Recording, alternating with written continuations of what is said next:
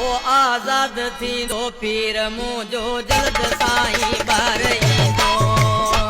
आजाद थी दो पीर मुझो जल्द साईं बार ईंदो। शाह महमूद शाह कुरैशी जंग दुश्मन सां जुटींदो। नारायणी गौस जापो बूदलनि ते राज कंदो। साथ मुरीदनि खे ॾींदो जल्द साईं बार ईंदो। आज़ाद थींदो पीर मुंहिंजो जल्द साईं बार ईंदो।